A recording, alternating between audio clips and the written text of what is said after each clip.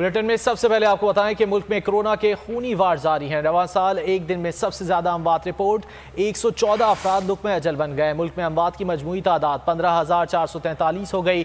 24 घंटों में 5,050 नए केसेस रिपोर्ट हुए। मुस्बत केसेस की शरह 11% तक जा पहुंची। फाल केसेस बढ़कर 73,875 हो गए।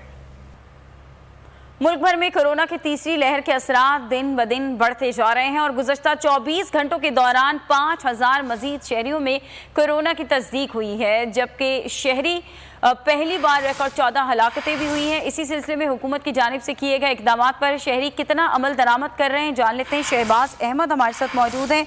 शहबाज, बताइएगा, क्या SOPs पर अमल दरामद किया जा रहा है? शहरी क्या कर रहे हैं? जी बिल्कुल, NCOC ने एक मरतबा फिर खतरे की घंटी बजा दी है। कोरोना की जो तीसरी लहर है वो मज़ीद शिद्दत इख्तियार कर गई है और गुज़िश्ता 24 घंटों के दौरान रवां साल की सबसे ज़्यादा 114 अमवात जो हैं वो कोरोना के बाइस हो गई हैं।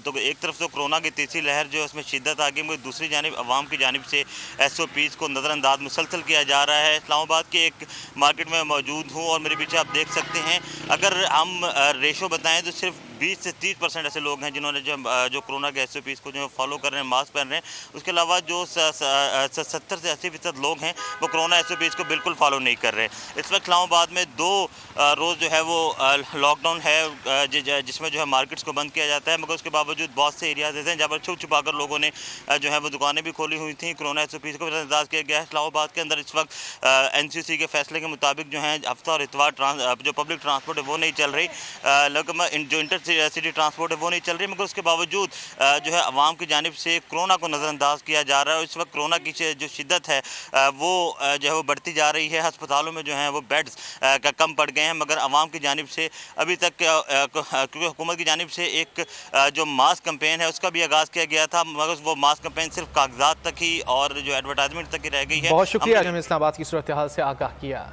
जबकि पंजाब में गुज़िश्ता 24 घंटों के दौरान 2000 से ज़ायद केसेस रिपोर्ट हुए। शहरी SOPs पर कितना अमल कर रहे हैं, जानेंगे बोल न्यूज़ के नुमाइंदे जुनेद अहमद से। जुनेद, बताइएगा।